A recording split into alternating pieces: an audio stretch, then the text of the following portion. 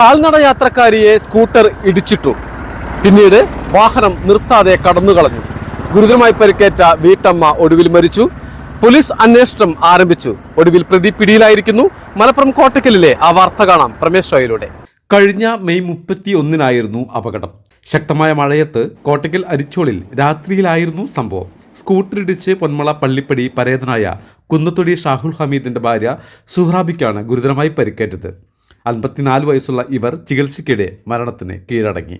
കേസെടുത്ത കോട്ടക്കൽ പോലീസ് അന്വേഷണം ആരംഭിച്ചു. തെളിവായി അവശേഷിച്ചത് ഉപേക്ഷിച്ചു പോയ ഒരു ഹെൽമറ്റ് മാത്രമായിരുന്നു. പ്രദേശത്തെ ക്യാമറകൾ കേന്ദ്രീകരിച്ചായിരുന്നു പിന്നീടുള്ള അന്വേഷണം. ബീഹാർ മധുബാനി സിട്ടിരതപകല സ്വദേശി സഞ്ജീവാണ് ഇപ്പോൾ അറസ്റ്റിലായിരിക്കുന്നത്. വീട്ടമ്മയെ ഇടിച്ചിട്ട് നിലത്ത് വീണ സഞ്ജീവിനും കൈക്ക് പരിക്കേറ്റിരുന്നു. സമീപ ആശുപത്രിയിൽ വരെ പോലീസ് അന്വേഷണം എത്തിയെങ്കിലും ഫലമുണ്ടായില്ല.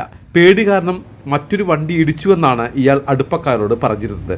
പെരിന്തൽമണ്ണയിലായിരുന്നു പിന്നീടുള്ള ചികിത്സ. പോലീസിന്റെ കൃത്യമായ അന്വേഷണമാണ് പ്രതിയിലേക്ക് എത്താൻ കഴിഞ്ഞത്.